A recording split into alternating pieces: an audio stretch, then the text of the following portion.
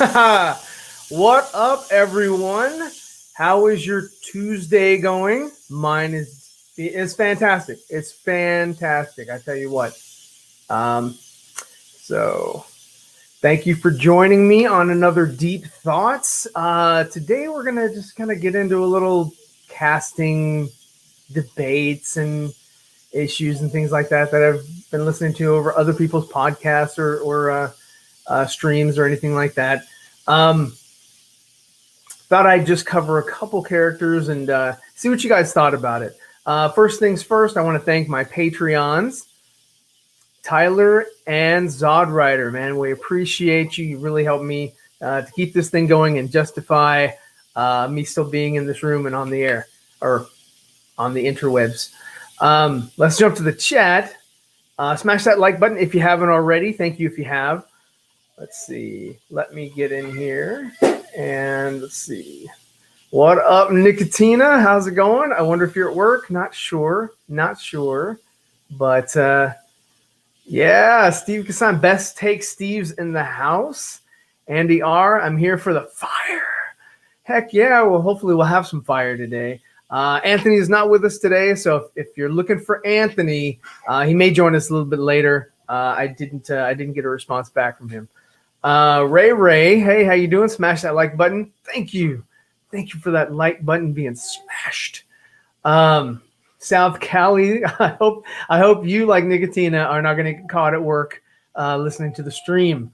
And that's awesome that you're here. It's awesome that you're here. I'm glad that you're here, Ninja. Vanish. No, not Vanish. Ninja up here. Strong Arm Flicks. Hey, man, you have a great evening with your wife. Insta-like. Thank you so much. Dr. Fates in the house. Greetings. How's your evening, man? I am glad that you are here as well. Let's see. Oh, hey, look, it's me. Steve, back at Steve. True. You talking about True TV? Let's see. Bad take. What? That is not even a thing here. Not today, at least. Hell yeah. Great take, Ryan. That's what's up. I'm stoked. Well, I'm super stoked to be here. Better than watching two men yell at each other. Two old men? Who are the old men? Is that Zod and Anthony? Yeah, they're old. I'm here. Thanks for coming. I like your little thumbnail. Is that you in the Joker outfit, or is that you in the all black? Either way, glad that you're here. Nice little avatar you got. Gavin, what's up, Gavin? How are you? Thank you so much, man. Smash that like button, and I'm glad you're looking. Let's see.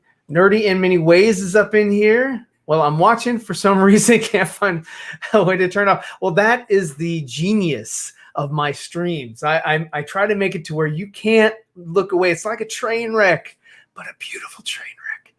You can't look. You can't not watch. You can't not watch. That's a double negative. That means it's positive. Let's see here. Yeah. He can't. Nobody can help it. No one can help it. Reese, what's up, Reese? Did you hear Kingdom Come shirt? Or did you wear the Kingdom Come shirt because your hair has gone gray? I've got some grays, not a whole lot though. Not more than anyone else my age. I mean, hell, have you seen Ryan Reynolds? Let's see. Yeah, thank you. Flash. Yeah, that Flash picture's awesome. I've also got this thing. I haven't put this bad boy up yet, but I'm gonna find a place for that. So just a little extra to put in the background. No Star Wars War. I do one per month, and because it's really difficult to kind of coordinate that, to get everybody off on the same schedule to be able to do it, because I like to book my guests in advance so that we can kind of cover a topic or just take a stance or position to where we can battle. So I'm working with Enosh on next month, October, which is in a couple days actually.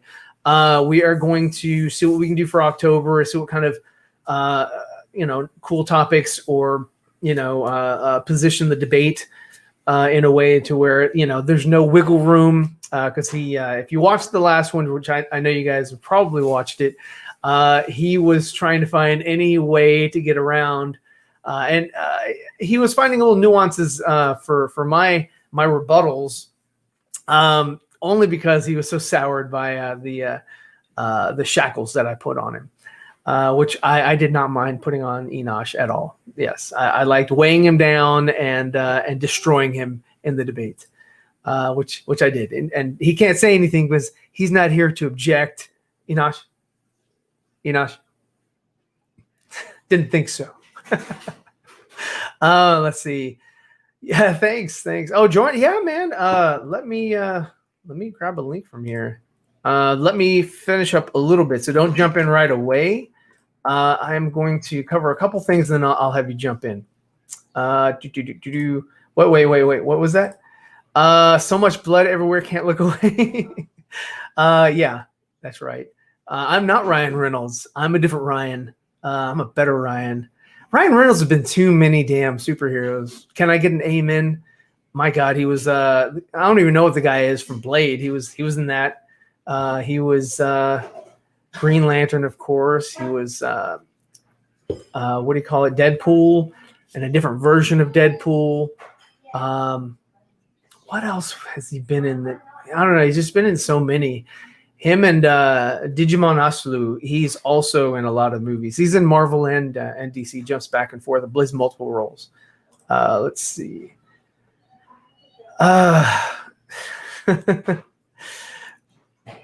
Yes, what flashlight? Oh, yes, it is tight.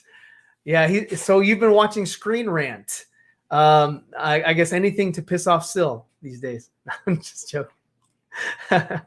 Yes, thank you, Steve. Man, Steve, you're on point today. You're on point, man. Steve, if you want a link, dude, just hit me up. I will shoot one over to you as well, man. I'm doing fantastic, man. Thank you for subbing. I didn't even put that up today. Thank you for subbing to the channel. There's so many people that already believe that they are subbed to the channel, and just kind of, I see that, when they join, and I'm like, oh wow, man, I've seen you around for a while. I mean, I know you're kind of, and we're gonna do a funny little skit about that. My son and myself, I made a lot of different things, little items or whatever, and we're gonna kind of play around with that. How it is that, like, on YouTube, people just kind of they'll like things, but they won't subscribe. On Twitter, they'll follow, but they won't like. Or and to get somebody to share or retweet, that's like pulling teeth, which is funny. It's almost like it's valuable, but there's no monetary value to it. So it's just funny. It's psychological, but it's just a funny thing. Just, it tickles me. Much like Nerdy in many ways, he gets tickled all the time. I'm sure his wife tickles him and makes him laugh. Let's see. Hold on. A double MJ, what's up? A cool Flash poster. Yeah. I got Fatal J liked that poster too. I told him where he could get it. But yeah, no, I definitely, I saw it and I was like, oh, I love the Flash. Got myself a Flash ring. Right here. Boom. Got myself a Flash ring. And of course, all of the lantern rings are behind me as well. The whole spectrum. Love lanterns as well. It's an interesting sort of dynamic that they have in the comics, to where different lights represent different sort of feelings or emotions, and how you can use that power to either help or thwart someone. I like that dynamic. I mean, that's why, I mean, I favor DC over Marvel, basically because when I grew up, I mean, Christopher Reeve was in my face, Michael Keaton was in my face, and they're so iconic. I mean, you look at the symbols, like the one I'm wearing on the shirt, and automatically anybody and everyone is connected through those symbols, because it's just, they're so recognizable. The only symbol that Marvel has to sort of, I guess, match up with Batman or Superman is Spider-Man. But then again, it's usually the Spider-Man with the eyes, the little dish symbol, which I have a shirt on my TeePublic store. So anybody who jumps, that's another thing. Anybody who jumps on my TeePublic or Teespring store and take a photo of yourself and post it on Twitter for me, man, I will showcase you in the show, man. I love it. I love seeing my shirts on other people, and my designs, with other people, just making them happy. That's awesome. because there's a lot of stuff on there that nobody can get in store. So that's why I put it. That's why I put them up. But I do kind of battle copyright issues or whatever sometimes, just sometimes. So some of the things have been taken down, but I have a lot of stuff that's up, and that's where I get all my shirts from. If I can't find a shirt, I'll make a shirt, or I'll make a symbol and I'll buy the shirt and I'll have it on here so I can wear it. And let's see, the real Ryan Reynolds is filming Justice League. Who's that? Are they making a new Justice League movie that we don't know of that's not directed by Zack Snyder? That's interesting. That's interesting. Let me know what that is. Is that Justice League Dawn? Is that what that's called? I think they're making another Justice League movie and with different characters or different people because of the whole multiverse thing. They're just trying to grow that up. I think they should have different iterations of the characters. But again, it's silly because I don't know. I mean, he's not really interested in coming back. He owns the intellectual property, but I don't think he's coming back ever. Or his wife. I don't think either one of them come back. They have good rapport. They met each other on set and they married and all that. So I mean, that's the only real fun memory of Green Lantern that I can think of that Ryan has to tell. Let's see. Hell yeah. I mean, almost anything that The Rock is in is usually typically a blockbuster, with the exception possibly of the upcoming Jungle Cruise, because I'm not interested in it. I mean, I'll watch it because it has The Rock. But I don't really care. I mean, I've seen the commercials, or I'm sorry, I've seen the trailers. That's not enough for me to like really invest and say, hey, I want to go to the movies to see it. With that kind of movie, I'll watch it on the small screen, which is basically an 80-inch, LED TV. But it's a smaller screen, and I don't have to worry about, I'm not worried about the COVID thing anyway. But I mean, I wouldn't have to worry about going to the movies and sneaking in candy and all that kind of stuff. I have all that at my disposal here at the house. So small screen are for less theatrical movies. Big screen is going to be like, I'm going to go see Black Adam at the big screen and I'm going to enjoy it, I'm sure. Yeah, dude, heck yeah. Hold on one second. Let me get through some of these comments and then I will link you both. Hold on one second. MC10 Rapid, MC Ren. Are you talking about Hawkman? That's MC Ren, yeah. That Kingdom Come Superman shirt is on your. No, it's not on my Teespring. It's on my TeePublic. Boop. I have both a Teespring and a TeePublic store. Let's see. So I have both on my Teespring. I think I just have the Cyborg Superman and possibly Steel. I have the Kryptonite Superman S from the animated movie. The one that got drawn onto his chest. I've worn that too before as well. So if you've seen that on a stream, that's what I have on my Teespring store. I like it because you can make the symbols larger. If I could make this one a little bit larger, I definitely would have. It's just this is the largest that TeePublic will allow because they have like a bounding box, and that's all I can do. I might post a link. To it. For the longest time, I thought I was. Yeah, I know, right? I mean, same thing for me. I thought I was either following somebody or I thought I was subscribed to someone, and I looked at it and I was like, why am I not getting notifications? And lo and behold, I just was not subscribed. So I was like, oh, okay, well, hopefully I'll get under the radar, or whatever. But usually not, because there's usually a notification when you get a new sub, unless you have that notification turned off, which I do not. So I look at every single subscriber that I have, and I look at their names. I see who you are, and I appreciate it very much. Yes, Truth. What's up, Truth? What is going on? Thank you for being in the audience. The audience. Delroy, man. Yeah, man. I love the Flash, man. I since Fassbender is not Hawkman, I hope he's Reverse Flash. I mean, he's a great actor. He plays a villain just like Mark Strong. He plays a villain eloquently. So I could totally get it. What time you got into the YouTube game?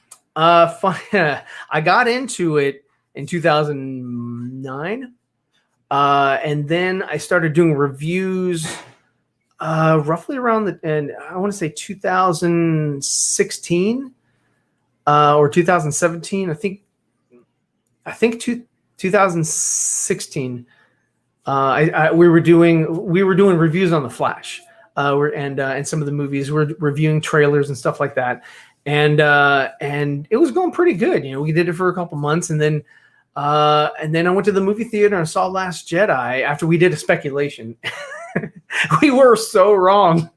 We thought it was going to go completely in a different direction, and it turns out that we got what we got. And then I had to go back and look at episode 7 because I gave episode 7 a pass. I was like, okay, it's just a reintroduction and all that. And that just, after watching The Last Jedi, it just kind of killed my desire to review movies.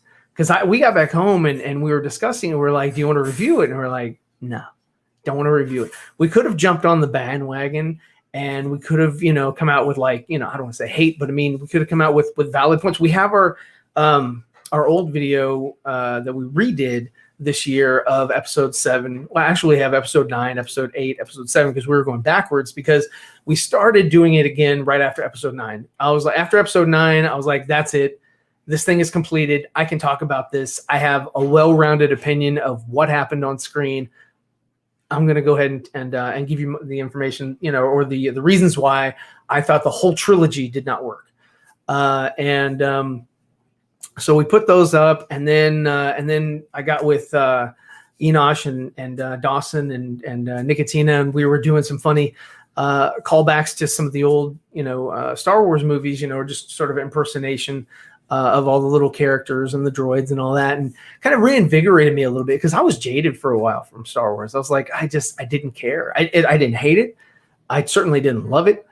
But I was just jaded. I didn't care about it anymore. I didn't want to see it. I watched The Mandalorian, but I was just, even watching The Mandalorian, I was like, yeah, that's cool effects. I like the projection screen that they're using. That technology is vastly better than compositing green screen and blue screen, because you can still see the hue usually, and sometimes it just doesn't quite match up so well. So using that other technology is way better, and I hope that Zack Snyder gets to use that going forward. Because I think that a lot of he could really benefit, because he's a very visual director. He's all of his stuff just looks very, very beautiful. Even if I disagree with some of his dialogue, if I disagree with some of his interpretations or things like that, like I look at all of his movies and I'll give you the good and the bad, and my overall. I'm not same thing with my favorite directors. Spielberg, Lucas, Scorsese, Donner, Zemeckis. I can tell you everything that I like about their project, everything where there was a short side or they missed something or forgot something or left something out or it didn't work well, could have worked better if they did things this way. Hindsight's 20/20, but it could have worked better this way or that way, or if they incorporated this. That's what happened to me in the YouTube game. So I took a hiatus for a couple of years, and then I came back. And I wanted to start doing reviews again. So I started talking to people, and talking in comments and talking on live chats and stuff like this. And that's kind of how I sort of got my mojo, my juju back up, and said, hey, you know what? I'd like to get back in the game and just sort of give my commentary, my perspective. And not everybody can agree with me, and that's fine, because I don't agree with anybody else. Everybody can agree on certain points, but maybe they have a different take at the end, or maybe, they have a different perspective or way of looking at it. And I'm not looking to change anyone's perspective or, paradigm or, outlook. And I'm not looking for anybody to change mine. If you do, then fantastic. If you don't, then, of course not. Like Matt Jarbo posted yesterday about the Batmobile. He was like, I can't believe that you don't like this design. And I was trying to tell him, no, it's not anything to do about the design itself, because the car itself looks awesome. It just doesn't fit. It doesn't fit in a Batman setting. Like if you were to come across and say, hey, look at this Batmobile, or I'm sorry, look at this car. and tell me what movie you think this is going to be in. Not one person would say, oh yeah, that looks like a Batmobile. No, it doesn't. It just looks like a muscle car with an engine on the back. I mean, hell, it could have been, the car from Men in Black. I mean, that also had an engine in the back, which propelled them, on top of the tunnel and all that or whatever. But I mean, anyway, it just, to me, it doesn't look like a Batmobile. But yeah, hey, thanks for the question. Really long tangent, but I'm going to try to jump through some of these real quick. Let's see. Wasn't again a DC, Man of Steel. Zach made me love Superman. Got it. Yeah, no, that's really cool. Right? Like I said, with like DC is just super iconic. Like you can look at anyone's symbol. Why am I going this way? Like Wonder Woman, the pregnant Batman. Okay, I'm gonna go this way. This pregnant bat is not this. This is the symbol. They just keep using the pregnant bat on everything. And then, the Flash, the Flash's symbol, Superman, even some of the obscure characters like the the Black Lanterns. That's not well known, but it's just once you see the symbol, you know what it is. You've got it. Everybody can jump aboard and say, hey, you know what? I know what that is instantly. And that's what DC has over Marvel. Marvel just has, like the Hulk. What does the Hulk have? I've seen, a green fist, but that's not his symbol. That's just something that somebody came up with. Iron Man doesn't have anything. Captain America has a shield with a star on it.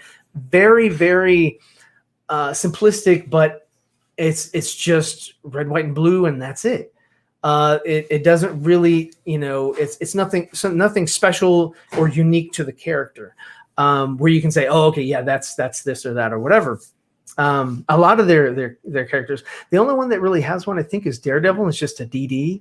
But again, that's just really, really simple. It's as simple as Deadman from DC, which is just a white D. So I mean, it's some characters, kind of lack in creativity as far as their symbols. Some actually, stick with you for forever and a day. Like the Superman symbol is just a shield with an S on the inside of it. It sort of morphed and became, something like this. So, Reese, what? What are porn parodies part of them? I don't know. Well, that's the CW. CW uses a lot of leather, the Leatherverse. Let's see. Yeah. Thank you so much. My brother, he's in acting as well. He did Lightning McQueen. He's really good at it. What's up, DCE? All right, I think. Let me jump. Let me jump because I don't think Kupi Malik is here. Bored. Bored. It is kind of boring, but it's only because it's Disney. Disney can't really do much. They can't really get out of the bounds that they've set themselves in. They can try to be creative with it, like when that alien was trying to leave the get out of that door, and then it sort of eluded that it got its head cut off at the bar. They can do certain things like that, but it's not. They can't really go full PG-13 or R or anything. That's why you're never going to really get a Deadpool 3 unless they create touch tone pictures again. Because where did that go? The first and second issue of Batman and 3 Jokers are awesome. Did you read the first and second issue? I haven't seen anything from Jeff Johns recently. Last thing I read was Blackest Night, and that was years ago. How did you come up with your channel name? Okay, channel name came from a fan film that I was working on. And if you dig through my channel, 9 years ago when I created YouTube was nothing, 9 years ago. It was just a place where you just uploaded, content, and no one really watched it. It was like maybe a little bit of DIY, but it's not what it is today. It's sort of, changed and morphed and become something, a way of creativity or a way of entertaining people. Versus just a kind of like YouTube kind of started out as like almost like a Google Drive, but like just video files. So I just uploaded certain things because I had a CG crew that was working all over, and we were compositing shots and doing different things like that and making rendering out some animatics and things like that. So one of the characters in my movie was his name was ZEEVERFETT, because just like Django, I thought, well, maybe Boba should have or have that desire to go back to get a clone, an exact clone for himself. And what would he call him? Well, Fett would be a last name. So I was like, well, what's something kind of obscure, kind of Star Warsy? So I was like, ZEEVERFETT, and it rolls off the tongue. Except when people screw it up. They're like ZEEVERFETT and Zebra Belt and Zever Feet and whatnot. But yeah, so I kind of stuck with it. So that's what I named the channel, because at the time I didn't care and I wasn't reviewing movies, and that's not what YouTube was about. So I was just like, oh, I like that name. So I used it as a handle, and I was like, okay, there you go. And I kind of like left it. And then when I started the channel back up, I was like, well, what do I call it? And I was like, what? Let me just call it this, because it'll be easy to find. Hopefully, hopefully it'll be something that you can type in a search window or search bar and easily find me. Versus, something, a little less catchy or a little less interesting. What's up? Let me jump in here, man. Everything's great. Sickness. Let's see. What's up, Sickness? John Paul. Only Spider-Man. Yeah, no, only Spider-Man just has his emblem on here, but then also he's got his logo, and the logo has, the web with the two eyes in the middle. Which I took the hub from the Spider-Man Homecoming, and I put that on a shirt. So that's also on my TeePublic site. And that's a really cool design. I like that design. I haven't gotten it yet. What's up, Fatal? Tidy Whitey's eating pizza. People wear tidy whities still. That's interesting. I'm glad that you're here. You're going to be absolutely excellent, absolutely wonderful for you to be in the chat, my good man. I'm gonna shoot you a link in just a minute. Let's see. Not this story. Oh, you love that story. You love that story. He absolutely loves that story. Let's see. Did everybody saying hello to each other? And I think I'm good. I think I can throw some links out. Hang on one second. I'm going to invite Steve and South Cali real quick. Let's see.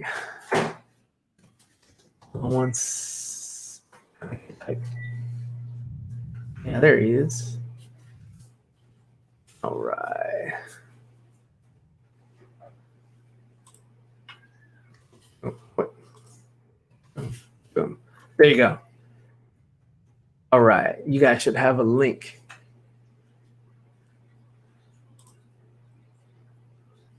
Okay. All right. And we're back. Let's see. Do you think we'll ever see another Doomsday design from Zach? Would it be comic book accurate? Okay. I want to say I would love to see that, but they would have to do something different. If they actually, okay, so the Doomsday that Zach brought in and destroyed that moon that you saw in the background on Krypton, or off of Krypton in the atmosphere, he would have a different design, and you could not kill Superman again. So the death of Superman would have to be altered. They would have to alter the story for Doomsday, which wouldn't be a big deal. I believe it would. I believe if we see the real Doomsday, he will be locked up under Darkseid's control. Just sort of like a cave troll, or just sort of a beast that Darkseid has locked up. That the whole Justice League remaining members or whatnot would have to, kind of go against. And I think that would be interesting. But yeah, it would have to be a different narrative for them to bring another Kryptonian, that got altered and having the shards out of his, body and everything. They would have to do something different. They couldn't do Death of Superman yet again. But I would love to see, Steel and Connor L and Hank Henshaw emerge from this universe. Let me introduce Great Take Steve is in the house. Well, how's it going, man? How's it going? well, Great Take Ryan, man. The American Ninja. I'm always calling you American Ninja. I can't get that image out of my head. Exactly. Yeah. 1 and 2. So everyone out there, go support my man Ryan. Go buy American Ninja 1 and 2. Go support his earlier. Didn't they go all the way to like 4? Yeah. American Ninja 4. Yeah, I remember that. But I don't know.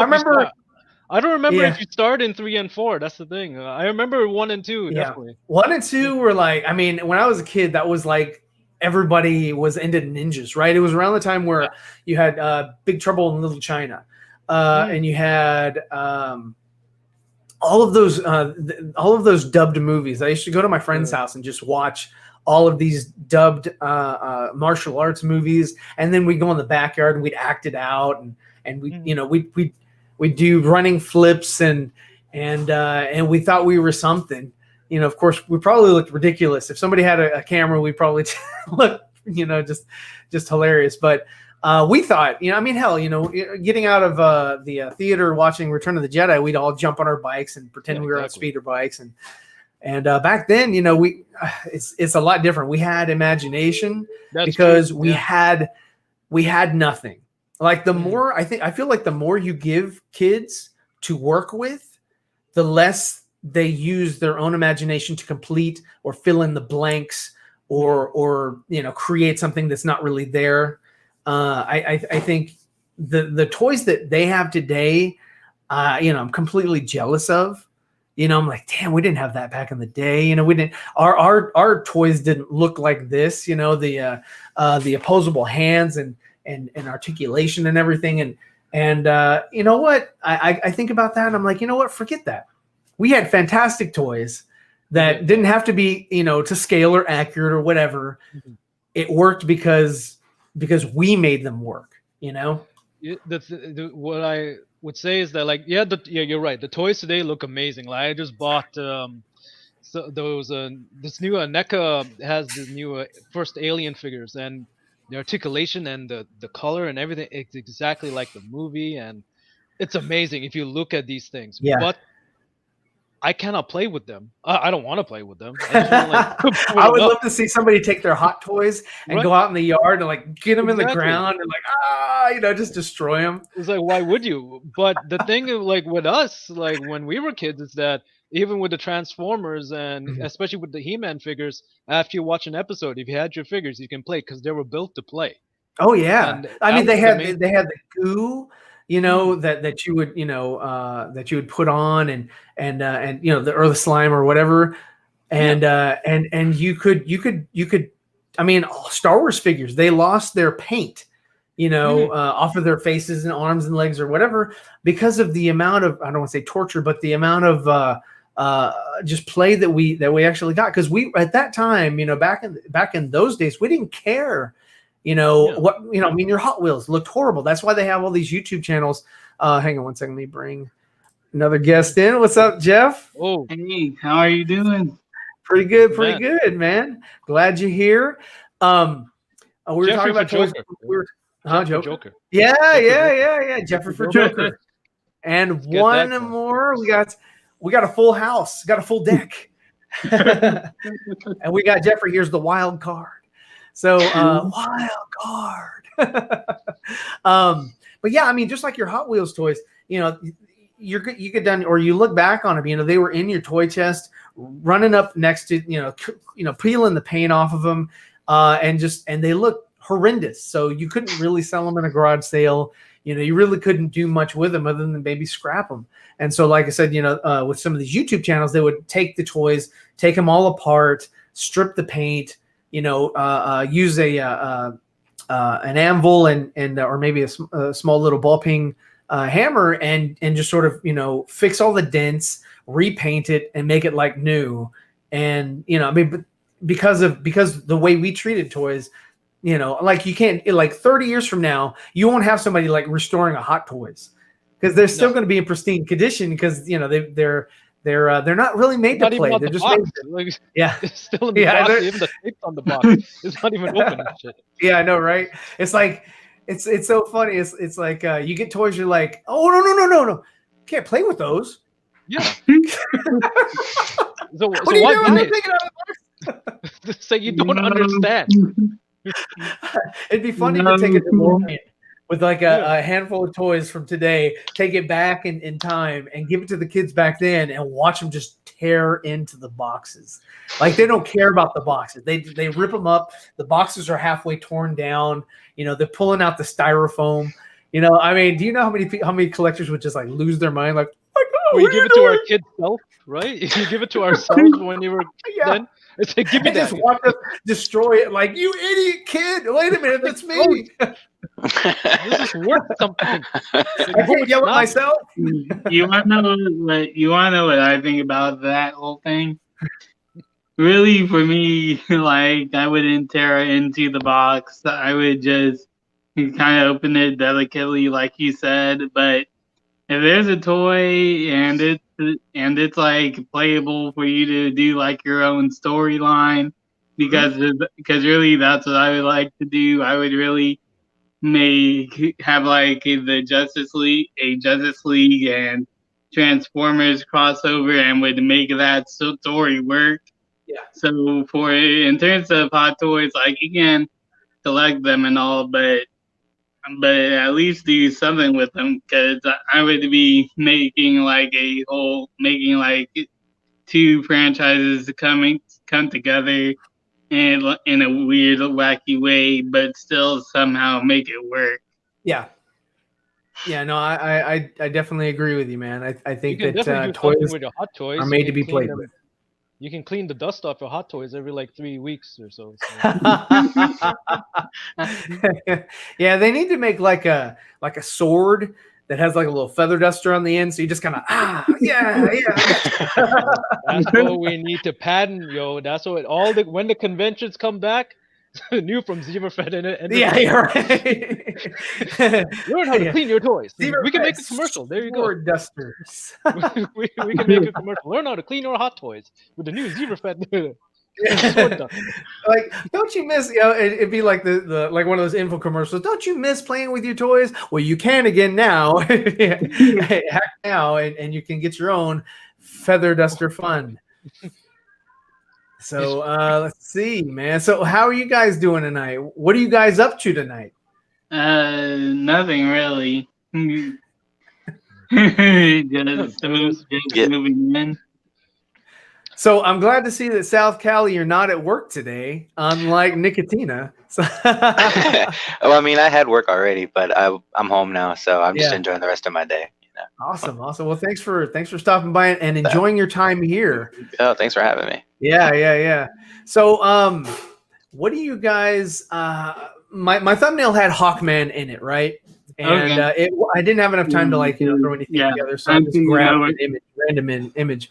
What do you guys think of the casting news of Hawkman? Which I still can't remember the guy's name because he's just such an unknown to me. Aldous Hodge, I believe. Aldous Hodge, is that his name? Aldous Hodge? I think. Aldous Hodge, I think. Okay. So yeah, here's what I think about this.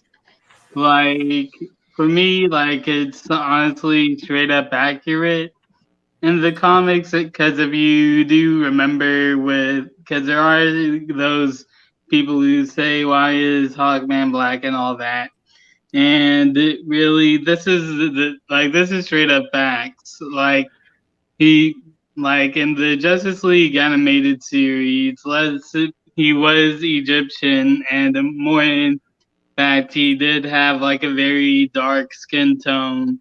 So really, in terms of that, like I would say that with Hawkman being from Egyptian descent, he would be a lot darker and a lot darker skin tone. So really, in terms of that, like I have no problem with the casting choice in person. And really, from what I heard, he's really in HBO Max's Lovecraft Country. I haven't seen that yet, but now it Oh, seems that's like him. Oh, I didn't know that was him. yeah. Okay, so I've just seen the only thing I can recall. There was one other movie, but the one that I recall the most was The Invisible Man when he played a cop. You played a cop. But it was it was such a small role that I don't recall many of his scenes. Yeah, because I know he's in it. I just don't remember anything about because it. he's actually because I think he's actually one of the main characters. Yeah, he's like the lover to the main actress, I think. Yeah. Yeah, so if you really want to get a broader range of his acting ability, I've been told to watch A Lovecraft Country. Okay, okay. can So check what do you IMDb think, and Sal? see What do you think of the casting of Hawkman? I don't mind it. It did take me by surprise. I did not know that's who they were going for. I was always optimistic about who would be Hawkman, but I'm not disappointed by the casting at all, by no means whatsoever. So I'm all for it. do you think Can he that pull it off? I don't know. That's a different story. That's a different story. That's what remains. Like if he does a fantastic job, then Yeah. great. Yeah, I'm holding judgment, but I believe he could do it. He could totally win me over. So Now, we'll see do how you it goes. think that The Rock intentionally cast someone that was not a name, so that it wouldn't steal any thunder or limelight from You his, mean like his kind of movie, like right? And the JSA, like Cyclone. I don't know. I know Stargirl more than I know Cyclone. I know, the Green Lantern more than I know Cyclone. I know, not Black Panther. What's his name? Wildcat. Yeah. Okay. I know Wildcat more than I know, Cyclone. So do you think that he was chosen and Hawkman was, because I know Hawkman. Everybody knows Hawkman. He's been, he's in Super Friends. He was even in the animated television show Justice League Unlimited. Yep. Hawk Girl was the one that was kind of showcased a lot for Justice League. Just because they were, kind of, they wanted to make it, I guess, more of a diverse unit for the early 90s, late 90s. It was late 90s, early late 2000s, 90s, I think. 2000s, yeah. And so, and that was cool. That was cool. But so what are your thoughts on that, Steve? Let's be honest, it's a Rock vehicle, right? Let's not let's see. One good thing what he did with Hobbs and Shaw is that he kept RR, everyone's second favorite Ryan, a secret, right? Because it was always him and Statham. That was the thing. Yeah. And then when RR came on, Roadrunner. So Robert Rodriguez. Robert Rodriguez.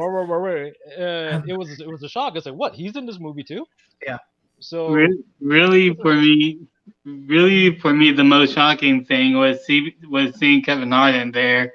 I really can't believe they hid that one. So this is a Rock vehicle, first of all. Mm-hmm. It's a Rock movie. But I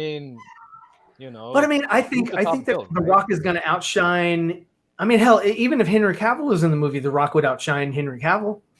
That's 50-50. Hell, I just watched the Enola Holmes, and he was good. He was the best for me. He was the best thing about Enola Holmes.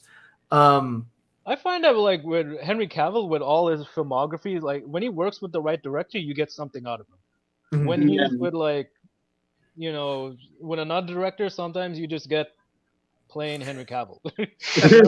And some actors are like that. Some the best example is Arnold with Schwarzenegger, right? Something about him and James Cameron, like James pulls like the best out of Arnold. Like even with True Lies, he does some good stuff. Still one of my favorite movies right there. I love that. Yeah. Ivan Reitman. Like if you really give Junior a chance, there's some I just watched that movie this year. good stuff in. No, seriously, there's some good stuff in Junior. Like something about Ivan Reitman, he knows how to get that and Twins. Twins was funny. Yeah. Right? Like Twins, yeah.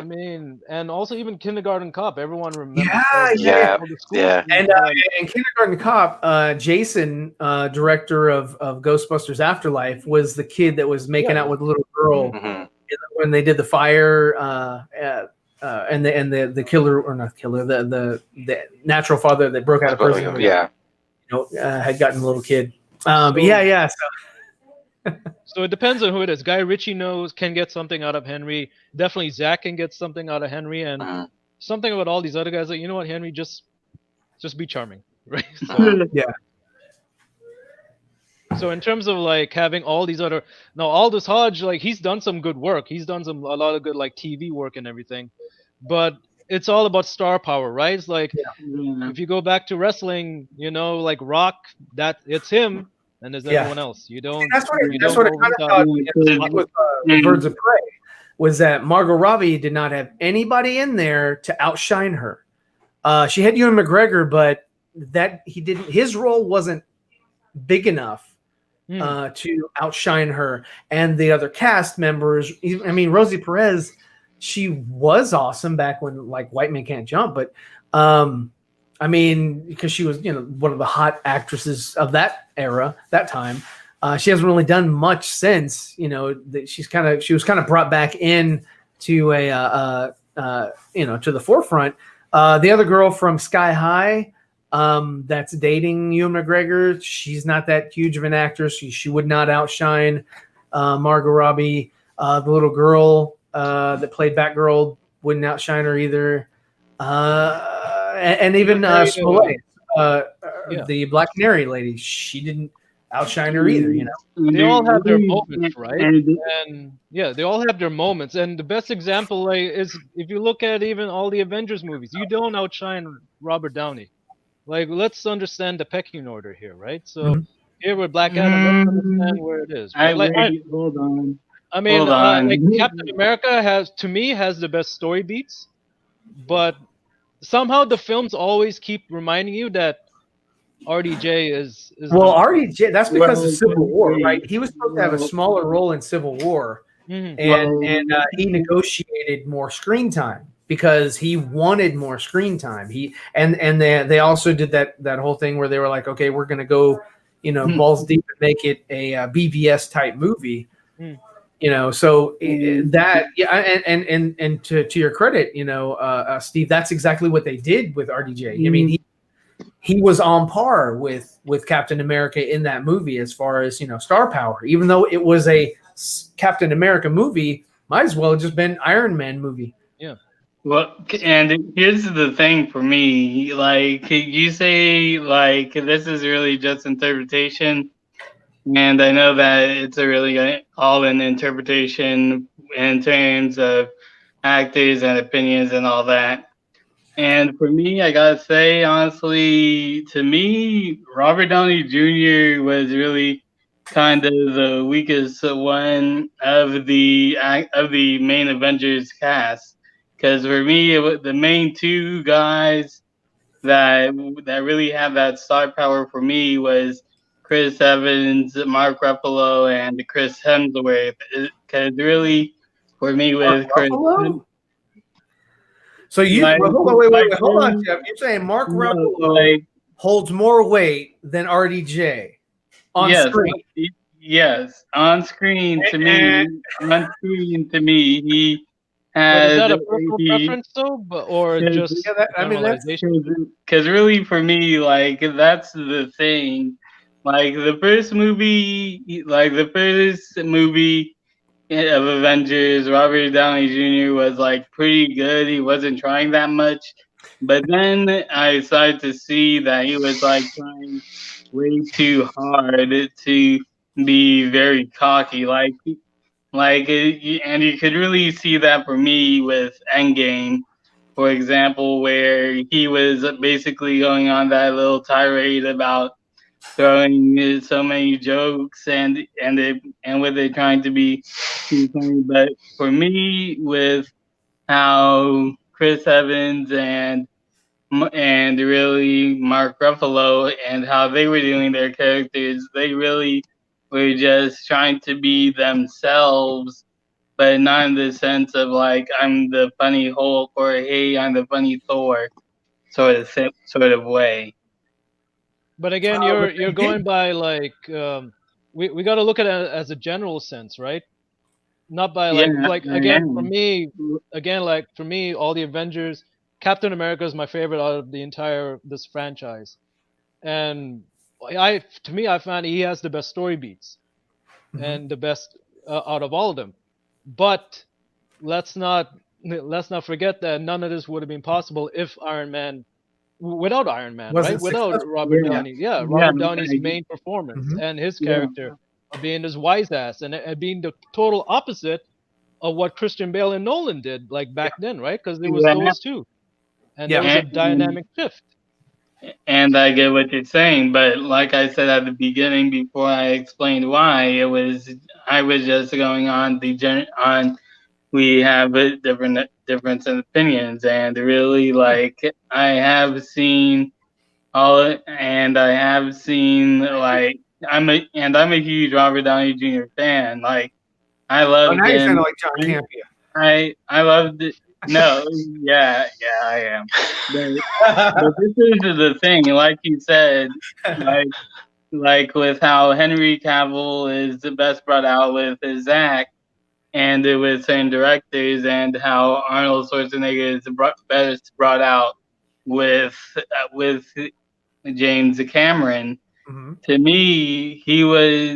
me, like, in terms of the MCU, it seemed like he was just trying way too much with what he was given, because he seemed to me like he was trying to be the rich guy a little too much, where before he was like, yeah, like, this is basically what I am. But it Okay. just seemed like as the MCU was going, as it was continuing and progressing, that he was just going completely off the rails. Okay. All right. So, South Cali, do you agree? Do you concur with Jeffrey about RDJ not having as much charisma on screen No, as any of the other cast? No, let me get one thing straight.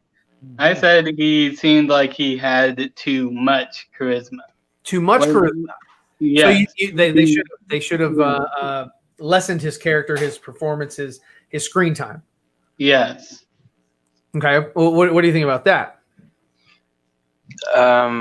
Well, I honestly haven't seen all the Avengers movies. I have seen the first Avengers. If we're going based off the first Avengers movie, I'm not a huge Marvel fan. Sorry, you're talking to the wrong guy here. All good. But I will say that I have seen the first Avengers movie. So going based off of that one, I mean, I liked RDJ was perfect. I mean, they all kind of were. That first Avengers movie is a great film. But if we're going off of their acting wise, I mean, he's got the charisma. He nailed it. Yeah, I mean, Tony the only Stark. one that could really be on par with RDJ was, I mean, just go toe to toe with him. Sam Jackson, maybe that's about it. Sam Literally, Jackson, that's it. And then also, I mean, as far as star power, but that's like really it. Right. And then also his friend from the Breakfast Club, Ultron, James Spader. Yeah, he's the only other one that Spader's could pretty really good. go toe to toe. Because I mean, his performance was great, but the story is where I kind of lost it in that movie. It was kind of was subpar for me. Yeah. So, Bachelor. Let me answer this one for you real quick, because I feel like I need to actually explain this. Okay. So to me, like, it's pretty much like this. Like, no, go back to Bachelor Lona's bees comment. Like, Barcelona. Yeah. Okay. That's literally the character, though, dude. I'm confused. So this is what I mean. There's a reason as to why. There's a reason as to why, if you look into the comics of really Iron Man is not that cocky. Like, he's cocky in the sense where he's trying to really. Okay, so what you're saying is that RDJ is not really playing Stark. He's playing his own version of Stark. Yes. Okay. Okay. And hey, but the only thing that I would say against that would be that made money. And that started that whole 20 film, franchise that made them a crap ton of money. But for some people connected with it. People liked it. Yeah, and some people might not have been accurate, right? I mean, okay, same thing with Chris Reeve and Henry Cavill. Two different interpretations of the same character, but beloved in the 70s and 80s. Chris Reeve, beloved in the 2000s. Not quite yet, but we're we're getting there. A lot more people are kind of coming around. Right, we're coming around to Henry's performance. And also the Reeve, the bumbly, goofy Clark Kent. Like, is that comic accurate Clark Kent? I don't remember reading this Clark Kent. That was Chris's interpretation. Exactly. About being hunched over and making yourself look. And when it becomes Superman, he erects his back and he becomes straight. And yeah, I mean they change wigs. His hair's parted differently in both both ways, and but that's what we took it. I mean, I love that Superman. But I loved it. Does that make it, because it wasn't comic book accurate, didn't work for me. What is comic book accurate, by the way? And all I'm saying is this. Like, I'm still standing on that. My personal opinion is that Robert Downey Jr. should have toned it down for me personally. I'm not saying for anyone else. I'm just saying for me personally, he should have toned it down for my take on it. Okay. So getting back to Hawkman, we're on the tangent for a little bit. Yeah, Mandarin just I love the actor that played him. Forgot his name. Ben Kingsman. Ben Kingsman. Yes. Oh, it wasn't the Mandarin, and they were supposed to go back and show you the real Mandarin, or they kept saying they would. But wasn't Guy Pearce sort of like the real Mandarin in a way? The first part he was acting like the Mandarin, but then the second part when he sort of revealed that he was this, this thespian or whatever. I mean, for me, it was. But Guy Pearce's character, later on, Guy Pearce was supposed to be the Mandarin, right? That's what they were saying. It was sort of something like that, right? Because he had the. I vaguely remember it. But Iron Man 3 is more that means it's accurate, South Cali. No, I know. Well, I'm not too big on Marvel. I like Marvel, but I'm not. I'm going to go with that as truth. That's fact. So. and really, out of the Iron Man movies, I gotta say, for me, Iron Man 2 was the best. No.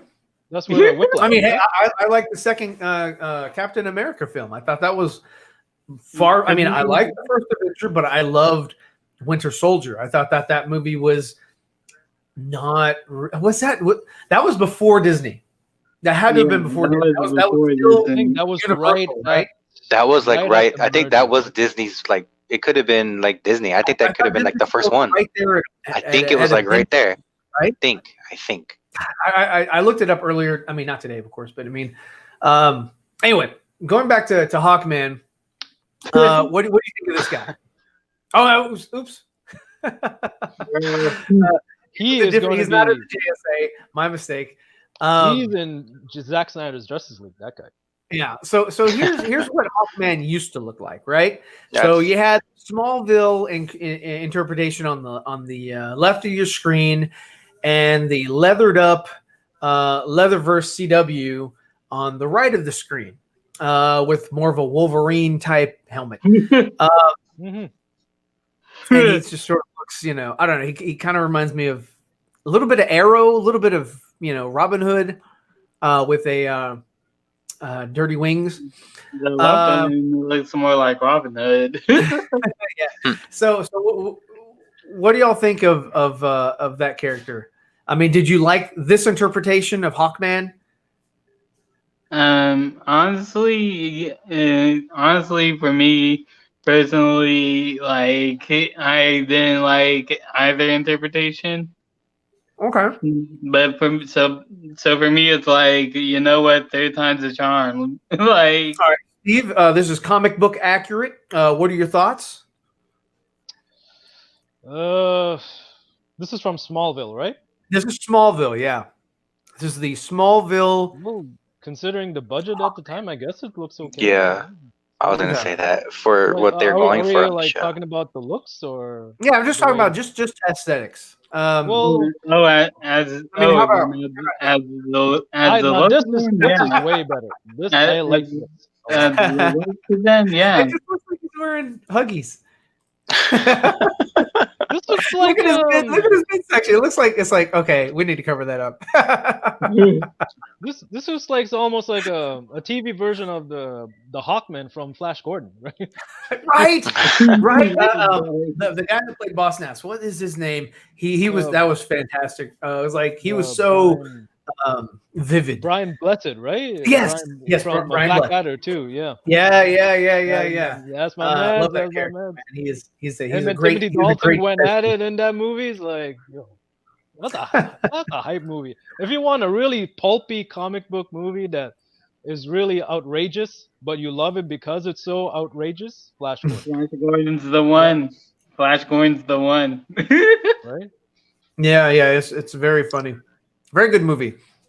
So I didn't get an image of some of the concept art that they've showcased. I guess I can grab some. We're talking about Injustice, like concept art, because Injustice.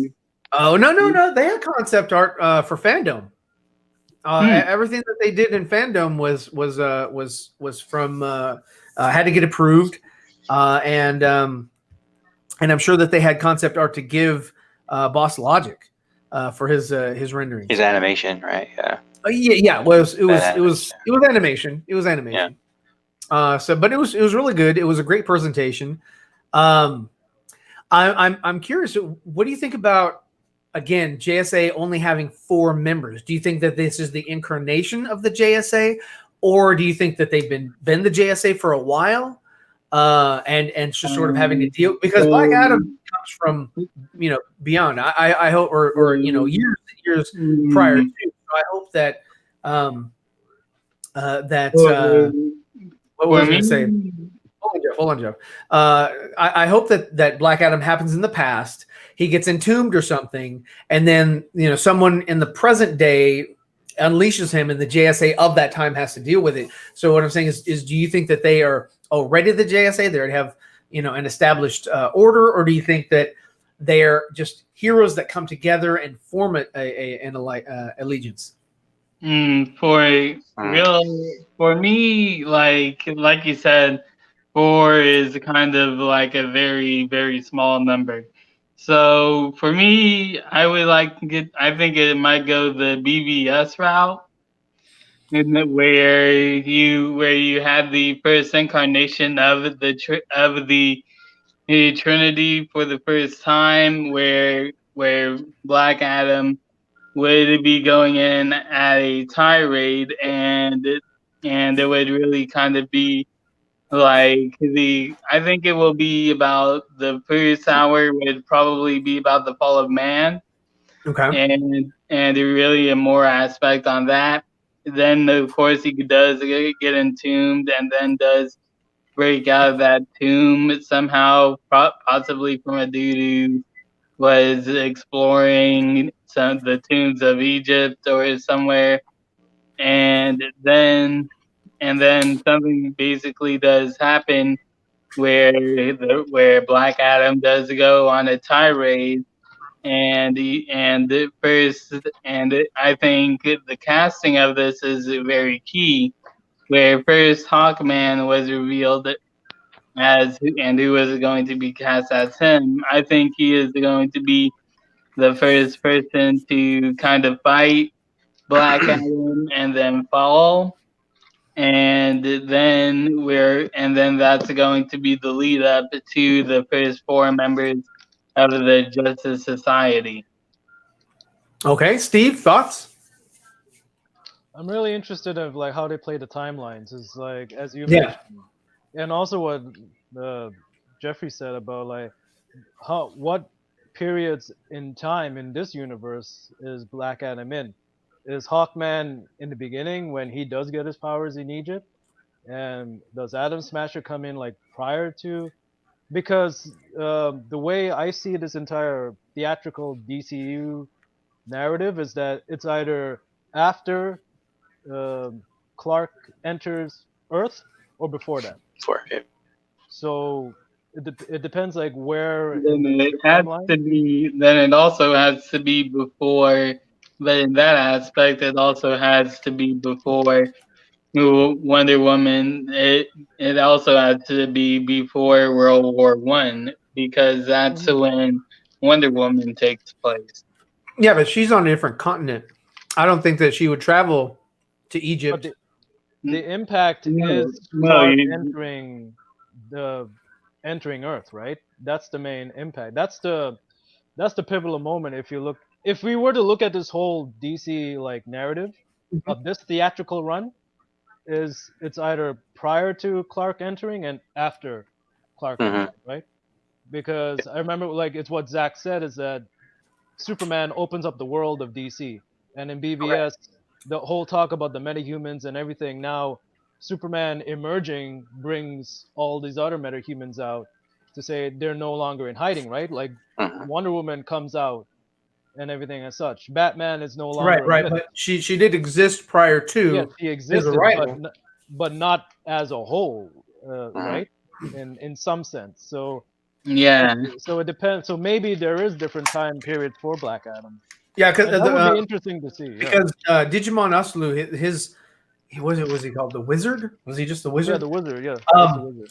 he was saying that that Black Adam killed his whole family. Yeah. So I'm assuming that because this is an origin story for Black Adam, or do you think it'll be an origin story? Do you think it'll be just flashbacks, or do you think that we'll actually get Kondak and Well, he first became Ted Adam, or from Ted Adam he became Black Adam? What do I you? think it's going to be a little bit of the origin story, and a little. I actually think it might be a origin story because I actually did look into what the plot and what kind of character, like in Facebook, in one of the Rock's Facebook videos, he actually said on what kind of character we're going to get for Black Adam, and he said that what we're going to be getting for Black Adam is really going to be the anti-hero. Sure. So I think we're going. So yeah, I think it's going to be a. I think there will be some. I think there will be some origin story aspects to it, but then I think after those origin story aspects, then we're going to get a huge time jump. Okay, South Cali. What do you think about? What do you think about the timeline of this film?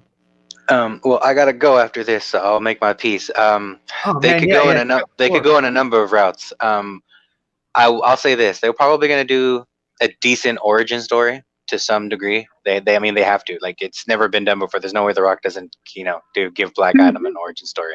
So they're gonna go an origin story to some extent.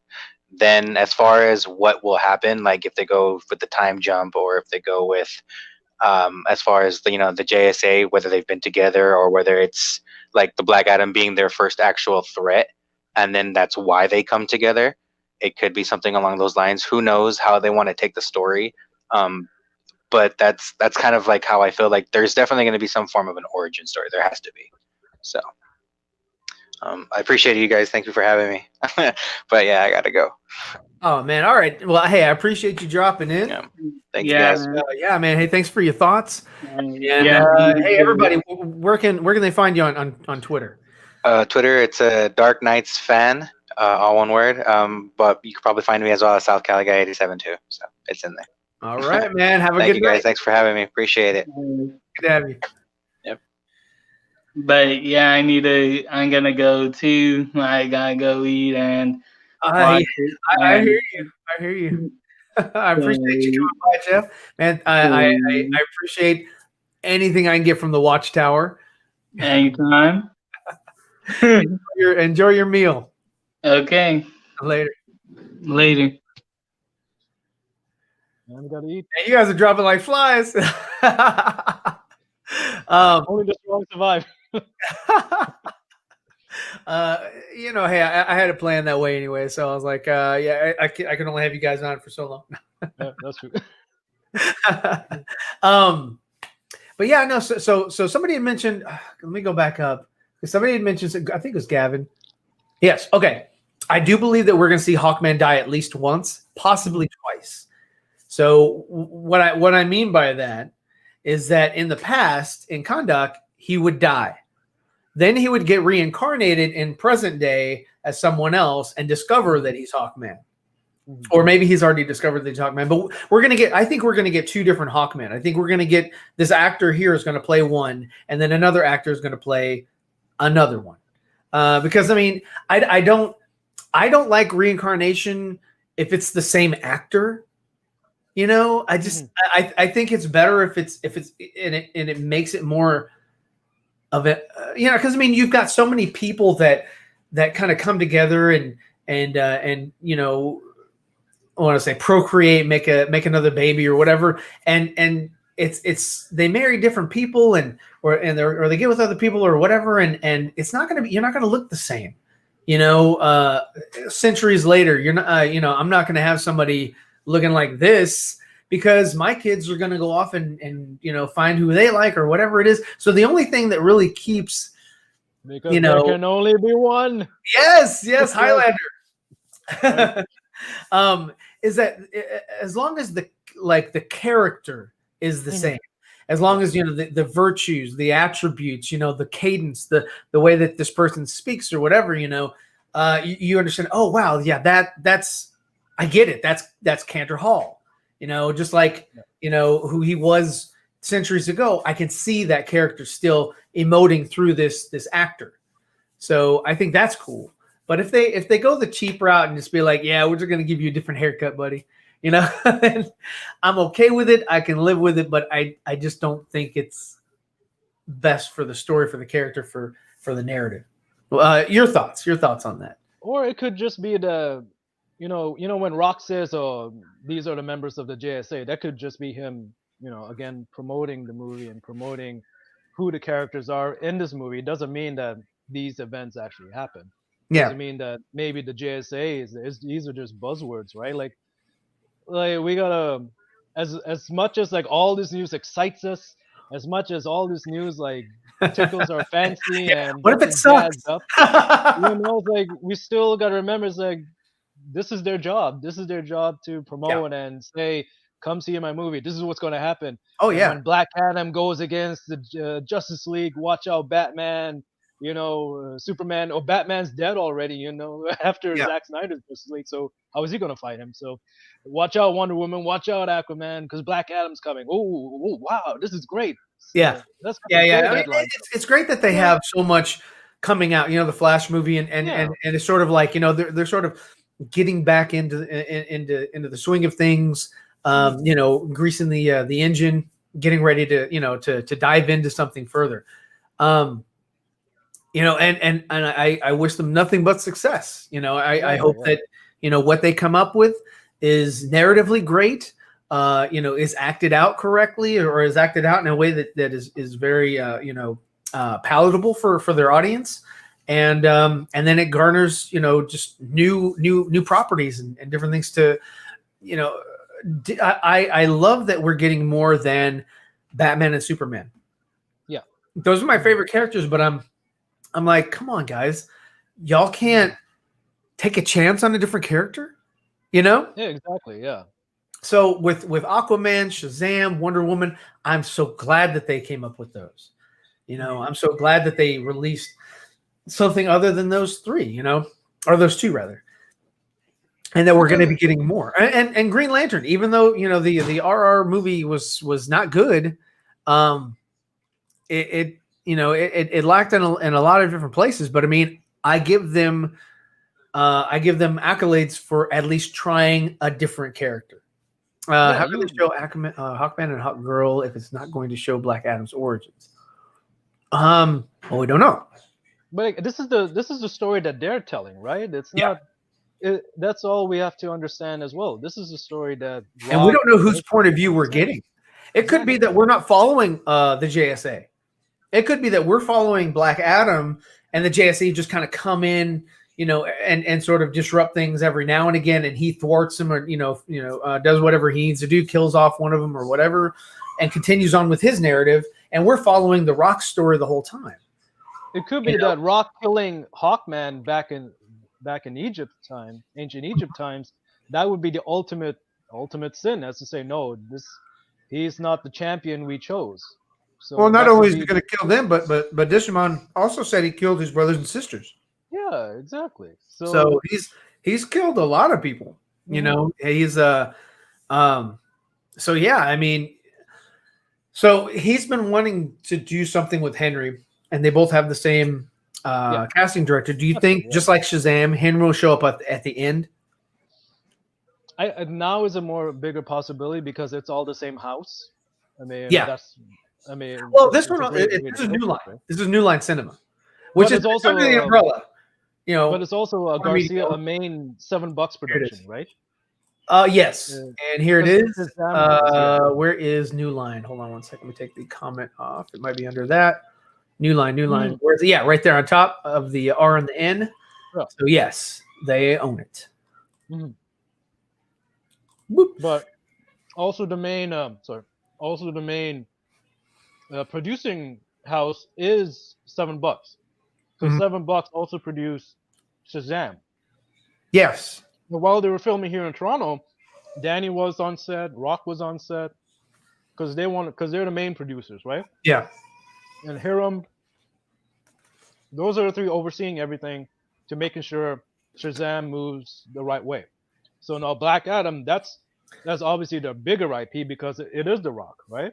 Yeah. So having Henry come in, no matter what everyone says, you get the same discourse is that, oh, I love Henry, but I wish he just had a better Superman. Yeah, whatever. So everyone likes Henry as Superman. That's the consensus of the general talk.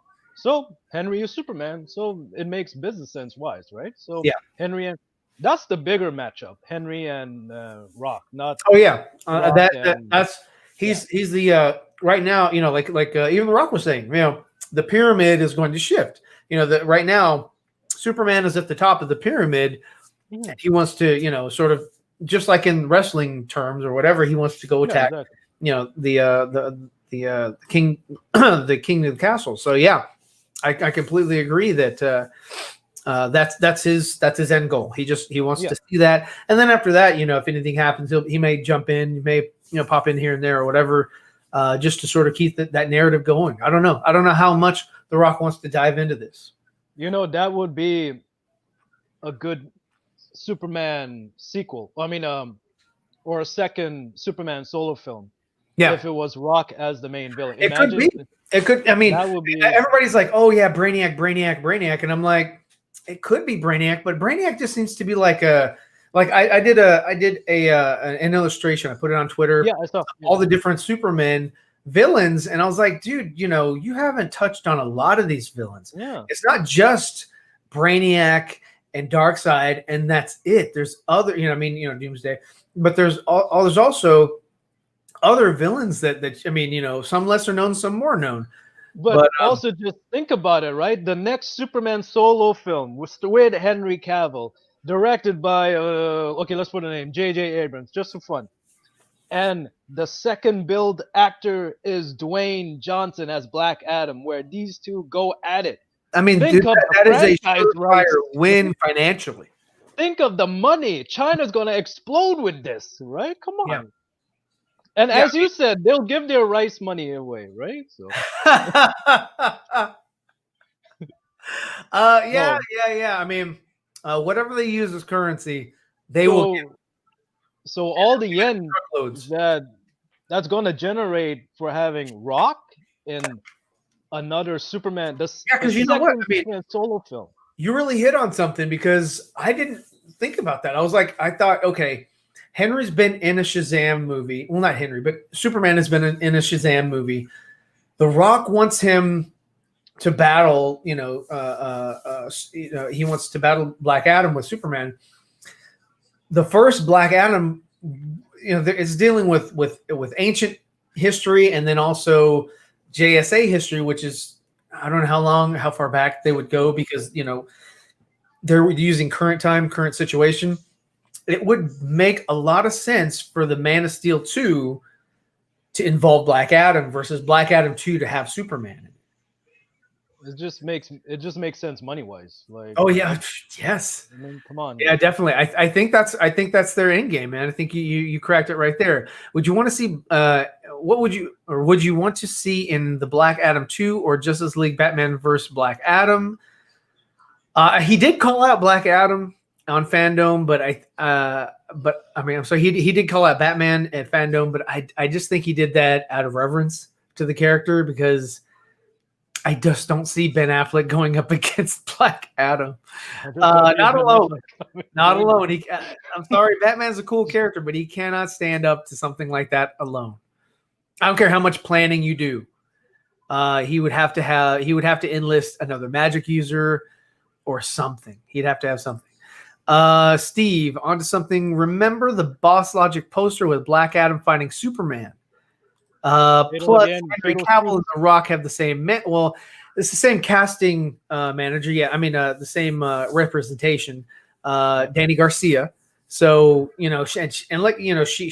was posting on Twitter the day of the reveal for Man of Steel, the watch party. So she was tweeting out stuff on that day about Henry and all that, and I mean they've been working at this for years. It's just they hadn't really come to fruition yet because nobody really come to terms. Everyone's on board, right? Oh yeah, we're on board. Everyone's on board. That being said, Hal Jordan, Green Lantern is my favorite character. Alan Scott and going toe to toe. So we'll see. Okay, now they've changed Alan Scott a little bit now because he used to be magic based Lantern, but now I think he's also Owen Technology Lantern. I think they changed it and made him a green outfit and all that. So it would be cool to see an Alan Scott Green Lantern, and then maybe he dies off or whatever, and then that opens the door for Hal. But I mean, to be honest with you, our sector is littered with lanterns. Too many lanterns. It's too many lanterns. I thought it was one per sector. Isn't it?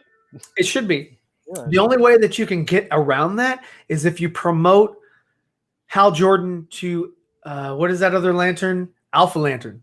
If you make him an Alpha Lantern, then that opens up for another regular lantern, which opens the door for John Stewart. Well, wasn't the story that he becomes Parallax and like Hal Jordan becomes Parallax, right? Yes, Hal Jordan became Parallax for a bit. Yeah, and I don't know how Kyle Rayner fits into it. But he also has possession of the rings and all the other rings, and then Kyle Rayner, Kyle Rayner comes in. Kyle Rayner becomes the first White Lantern, and then now you have Simon Baz and I forgot the girl's name. Jessica. But they're at but they're at the same time. Yeah. And I'm like, wait a minute, and then you got Gardner, and I'm like, dude, there's just too many. I'm sorry. Just have it be John Stewart. Just stick to one, right? But you come up with a point where it's like, going back to this Hawkman thing again, is that, yeah, it's great. You might have this character there and all these other things, but you're overcrowding it, right? Like there's so many characters, it's like, so you just contain it to a select handful of characters and just put your focus on it. Yeah. Otherwise it's like, who do I turn to? Who do I like? And what's going on here? Or the gods, Jesse Allen. That's true. That's really, I think, what we're headed for. I think people would lose their minds if they saw what this was. If they saw Henry Cavill versus The Rock. Just imagine a CGI Rock versus a CGI Henry Cavill going at it, Dragon Ball Z style. Like no repercussions, no nothing. Like, I'm at power level 9,000. Exactly. Right? Think about it. Going Earth. Then we come back for the sequel, and then they're still like, ah! And then they Yeah. Next time on Black Adam. Next time. Yeah. Next time on Black Adam 2. So, everyone get 2 toys of Rock and Henry. You know, yeah. like how we talked about earlier. Have them fight. Damn. They had Batman and Superman, and they were colliding them. The little kid. Yeah. And then on the outside, you saw Shazam and Mark Strong. That's what it exactly is. See? Yeah. Shazam. Give it more credit than it. I think. No, yeah. I do. I like Levy. I think he did a good job. And I can't. The only problem with Shazam now is that the kids are getting older, and it's like if they have the stories, they need to shoot as much as they can with these kids, before they start becoming adults. Because then it's like there's no point to have them anymore, and that's one of the things that I like about, or I would like about, digital doubles, is that with the technology increasing, just have another kid play the character, and just kind of like they have those what is that? Not face swap, but no, it's what is it that? What do they call it? They deep fake. They deep fake somebody's face, and do it in 4K or 8K or whatever. And I mean that could be awesome. I mean, they already do that over stunt doubles faces. To sort of make it look like the actor is actually doing X, Y, and Z. So I mean, just do it over some kids, just to make sure that they're kind of still in the film. I think that's some Zemeckis technology right there. Yeah. Who Framed Roger Rabbit? I overheard it. Like you say, Robert Zemeckis is like one of your favorite directors. I'm curious. Like, I love Back to the Future. I love what Death Becomes Her. Of course, Who Framed Roger Rabbit, of course. I mean, he's also, and when they announced that he might have before Muschietti, that he might have actually been in. Yes, I was so excited about. Yes, I was so excited for that. I was like, "Let's go! Let's go!" My man, Bloodshot, pop, pop, pop, pop, pop, pop, pop, pop, pop. Oh shit! he gives me the Bloodshot treatment every time. That's right. Pop, man. ACS got you. Pop. What do you guys think about?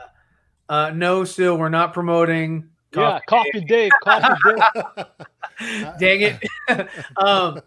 What do you think about? And I had a question before Sil ruined it. Dang it, Sil. I had nothing to do with coffee talk. Thanks a lot. Look, he said fire. Crap. Well, so what do you think about any of this, Anthony? I can't remember what I was going to say. Dude, I just jumped in. Like, yeah. I was like, uh-oh.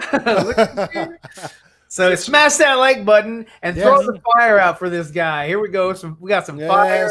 Delroy, what's good? Jeff's showing fire. Of course, Sil Abdul heat up his coffee. What's good, Sil?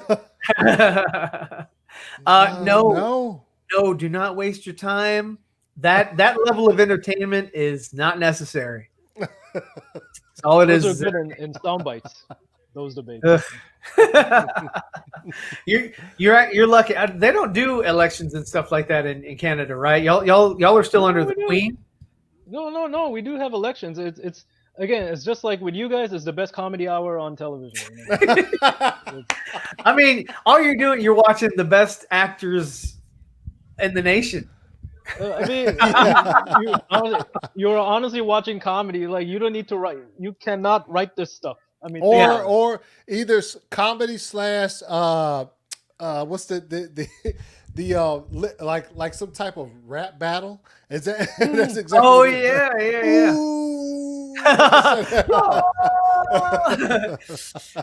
And they always had at the end of the rap battle or whatever. They always had that one sound effect that they always played. The horns? And the horns. I knew the reggae horns going because I heard that crap. I was like, oh. Yeah, that's all you heard. That's all you heard was. You need the lasers. You need the lasers after.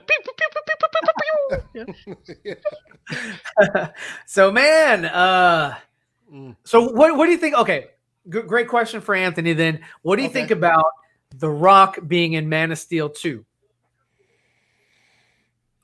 As Black Adam, right? Or Dwayne Johnson? Yeah. Of For the course, yeah, people's yeah, champ. of course. As Black Adam in Man of Steel 2. Uh, That's the sequel. It's not Brainiac. It's Black Adam. mm, It's going to be Think of the BBA. money. Think of the money, BBB. man. oh yeah, No, no. Did- BBS. It is BBS. What's that? Black BBS. Adam versus The Superman. sequel. Oh, That was- oh man, I don't know, man. I think I would rather see him. I would rather see Superman kind of jump in with Black Adam and Shazam before I saw him as. I don't know. Now if you're talking money, yeah, that's pure money. But Oh, yeah. but, Yeah. but story That's, wise, It's money. yeah, story wise, I don't know if I'd like to see. There are so many really. You put that shit out there yesterday, Ryan, with the Yeah, yeah. the Oh, Superman. yeah. Yeah, there are so many really good Superman villains that I would like to see. As far Nobody as has really they don't have any confidence in to really kind of develop them. You know? yeah, and we saw it in the second season of Krypton. I thought Brainiac was good. I thought he was done well. I thought the actor played him well. I thought the first season of Krypton, Brainiac was good. Mhm. Second season of Krypton, no. It was not. Did you, like- you didn't like Lobo either, did you? I didn't like Lobo either. He was weird. He was like What are you he talking he about? reminded me of the guy from God, what was that movie where they went to Hawaii and he was forgetting Sarah Marshall. And he where he's like Oh, bullshit, yeah, bullshit, yeah. bullshit. You know that was like that guy. I forgot what's his name? Brand? Something Brand. Russell Brand. Russell Brand. Yes. I was like, Yeah. Russell Brand is Lobo? This is weird.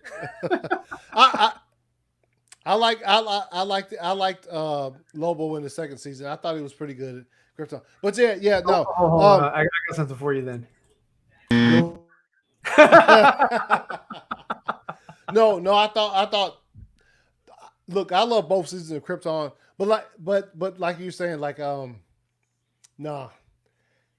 If Superman's gonna have certain villains come in for the second film, as far as the Man of Steel, we're talking about Henry Cavill, like in that basis, nah, it's gotta be some like Brainiac, it's gotta be one of those type of people that I would like to see anyway.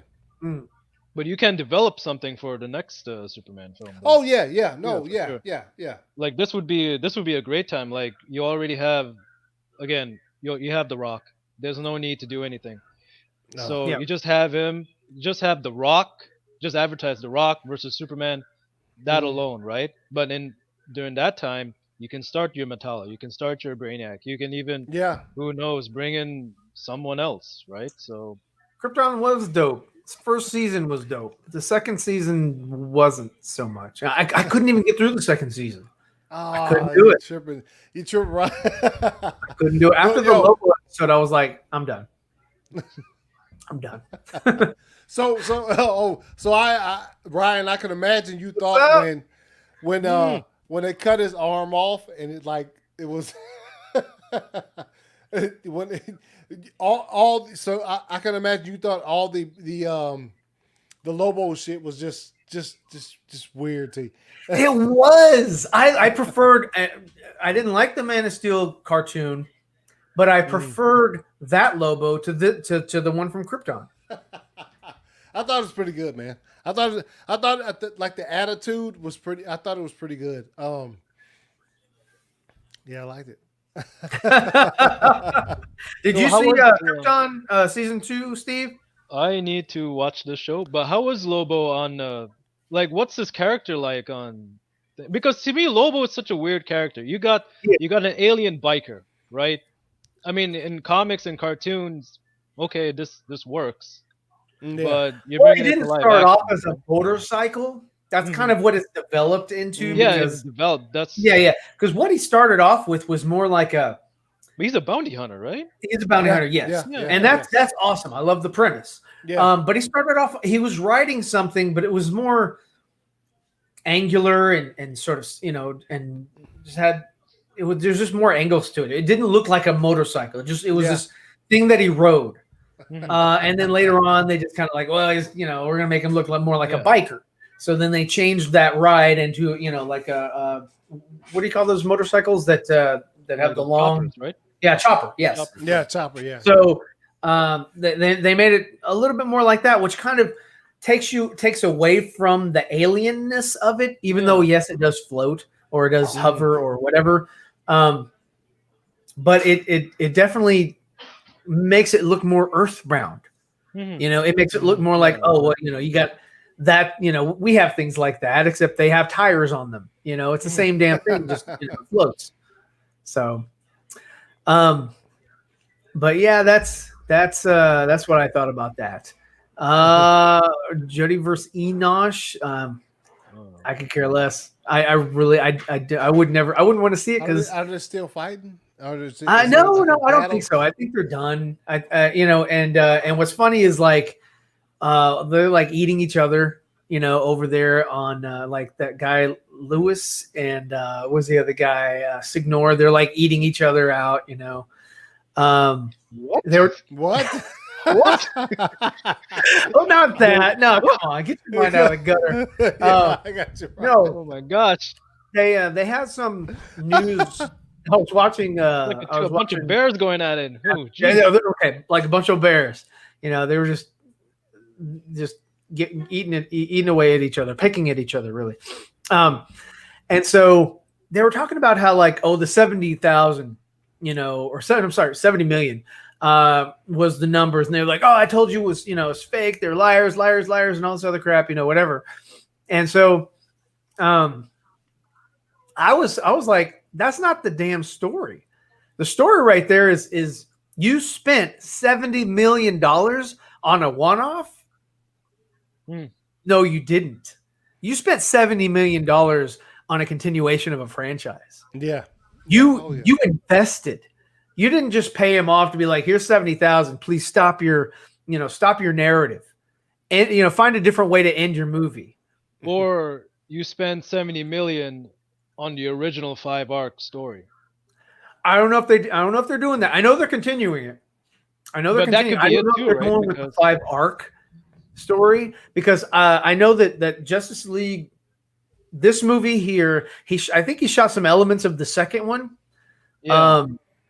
And he's sort of involving that now. So I don't know if he's just narratively changing. Like, he has the overall, but he's making nuanced changes here and there. So I don't know if it's not the original plan. What he had planned before he shot, because he had to change his story prior to filming. So they had an outline, they had a treatment, they had a draft, and the Warner Brothers executive, they all shot it down. So they rewrote, and he said, in that Justice Con, that he rewrote. They went back to the drawing board. They changed it, so they didn't get to do some of those ideas. Could they add the lowest thing? Sure, they could add the lowest thing back in. Totally, yeah. That's not the only scary thing. That's not what was going to make people riot in the streets. I mean, nobody's going to riot in the streets if you kill Lois Lane. I'm not. Like, okay, she died. Yeah, no, we're all not gonna ride in the streets. Yeah. If they kill us, like, no. So killing Batman, I think people would riot in the streets a little bit more. But then again, it's the story that Zach is telling, right? Because but I mean, that wasn't going to be in this Justice League. So Batman's still alive at the end of this Justice League anyway. So he can go back and add that element in there, and so it'll be. I think it could be a 5-part arc, but again, it's Man of Steel, BVS, Justice League. That's 3. So you only have 2 more movies to go. Since he's making a 4-hour, Justice League 2 and 3, but he could have a 4-hour Justice League 2, and then not worry about a Justice League 3. Because I mean, really, 4 hours, that's 2 movies anyway. He could finish it in 2 movies, Justice League 1, Justice League 2, both of them 4 hours in length, and then be done with his arc. His arc ends at the end of Justice League 2. It doesn't really have to go to Justice League 3. As long as he makes a 4 or 5 hour film, you know, and he's able to tell the story. And again, let's like we talked with Gob about it. We don't know what the 70 million includes, right? Like, what's the turnaround time and what's everything, and also like it's like you shoot more than you need. Exactly. And then you know, but they don't have the luxury of doing reshoots after October. Yeah, you know, after October, there's no reshoots. That was additional footage. It's shot, and they have to use what they're shooting. And just like he told those guys on that Real Anarchy stream with Chris Wong on it, always shoot everything you can. You know, shoot your wad. You know, don't leave anything out, because if you leave something out, you can never.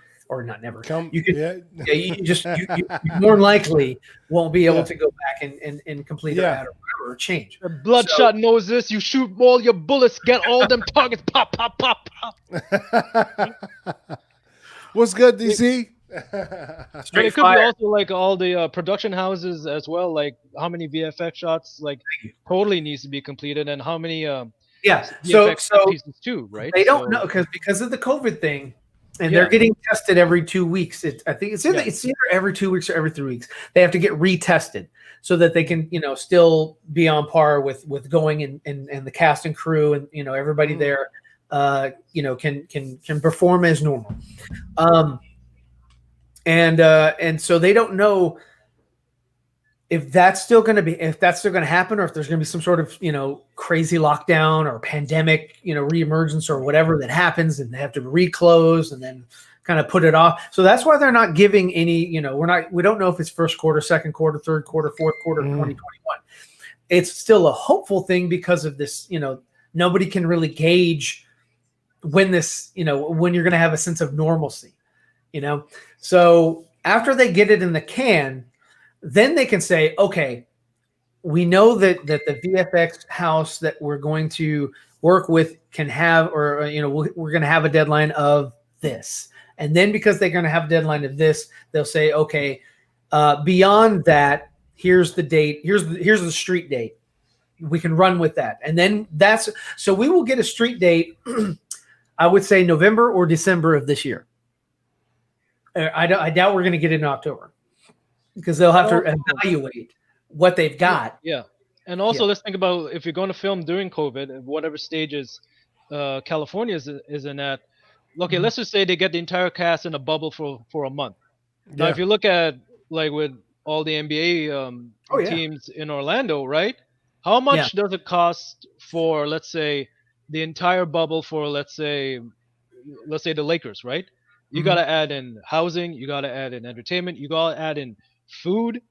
I mean, catering. Like, so this 70 million must encompass all of that. So so you have to look at the bigger picture here. What is part of this thing? It's not just going and filming. And if it was not worth it, they would not go forward with it.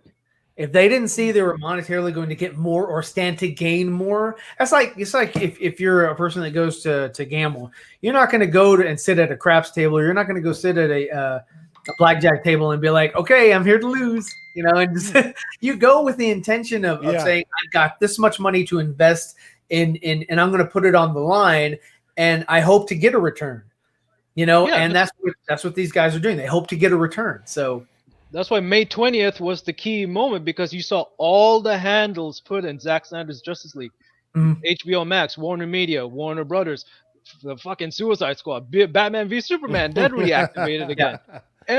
Danny Garcia, right? Every account was part of it push that image. That's because they're going in and they're all in, all you know, as far as they can, and saying, hey, we believe in this here.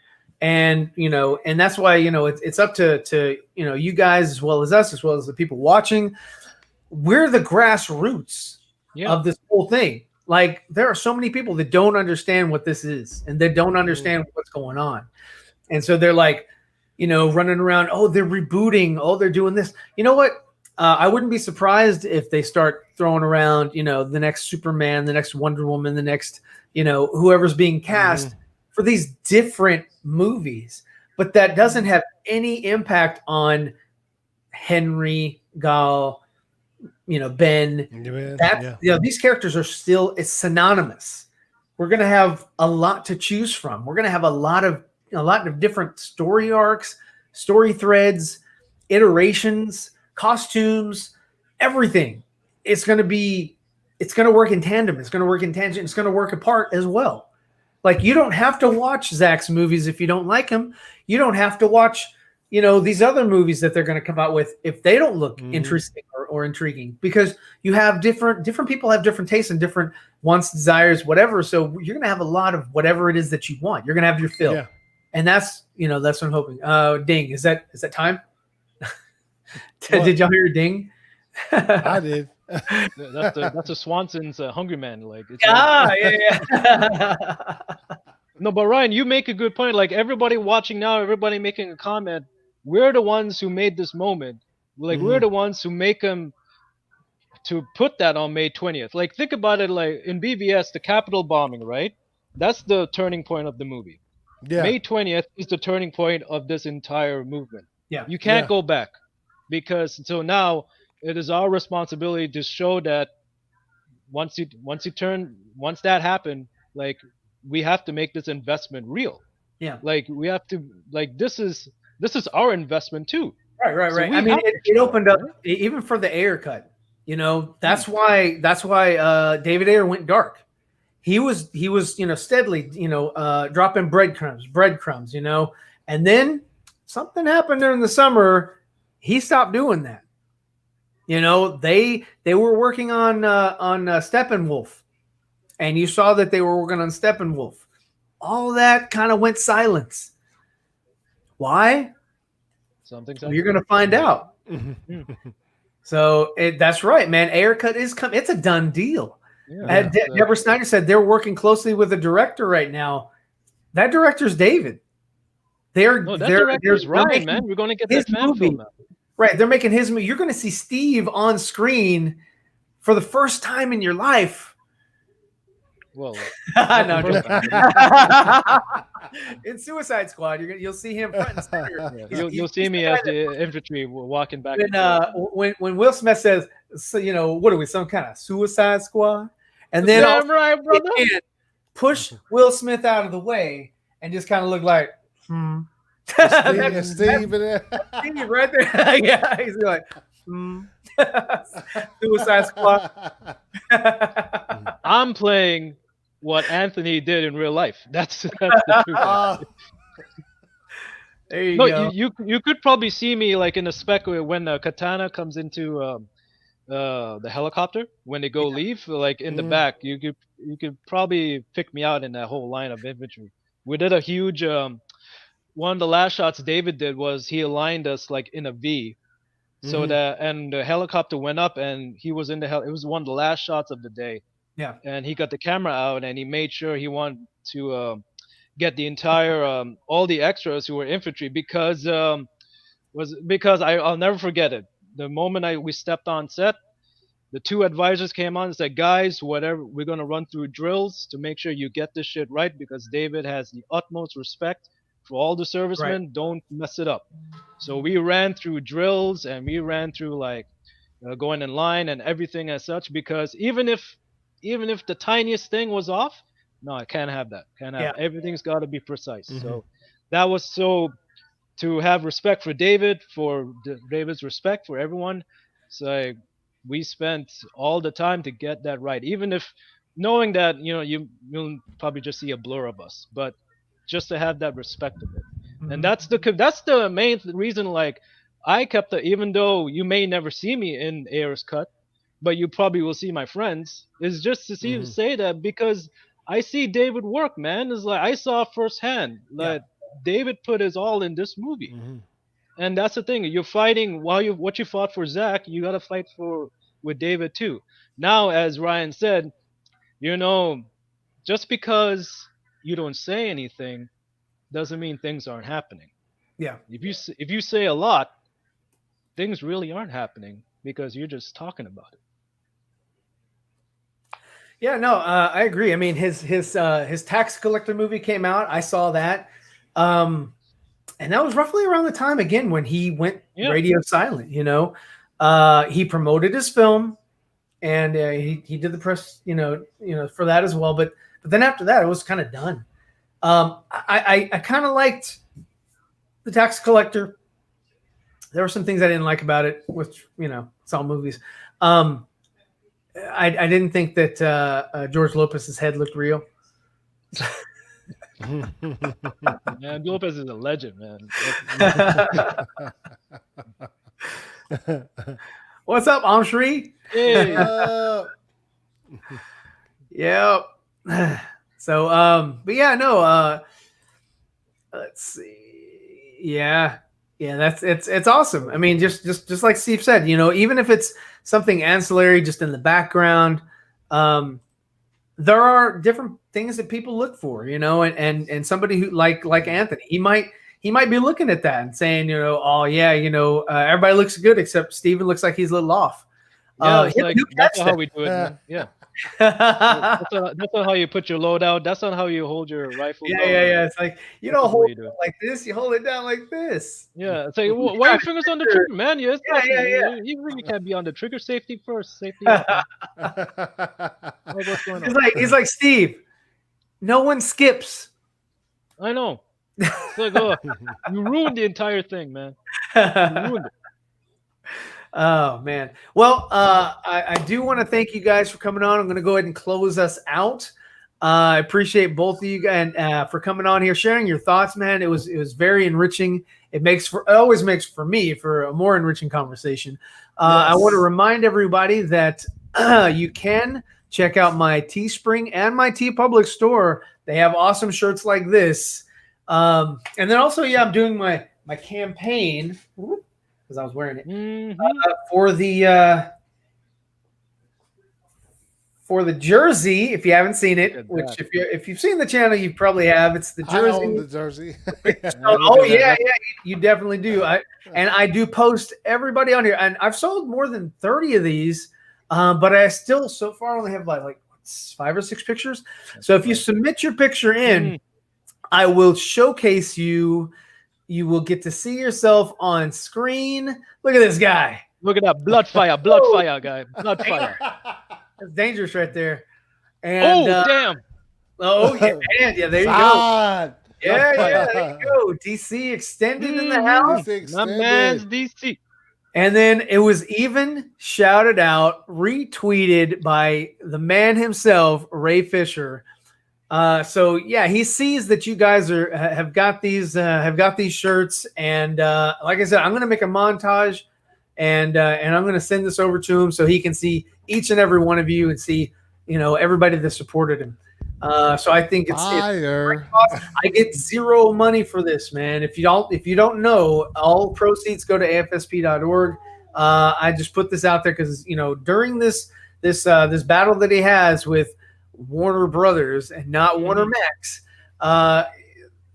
he's it's definitely psychologically uplifting to see fans come out in support of him, and in this unique way. I haven't seen anything like this, so fantastic. I appreciate everybody on the panel. Again, same thing. I want to thank my Patreons, Zod Ryder and Tyler from Suggested Reviews, and I think that's everything I want to cover. Don't be the Feth nerd. But join Anthony and myself this Thursday. We are going to have Mr. Wes Ashley on my channel. Yes. So definitely tune in for that. He's a great guy. I've streamed with him before. He's definitely fun and entertaining. And we will have him here at 7:30 Eastern. So you're not going to want to miss that one. And with that, I'm going to let you guys know love is all that matters. Yo, that's just so funny. Let's try to Nicotina. Oh, man. Crest out.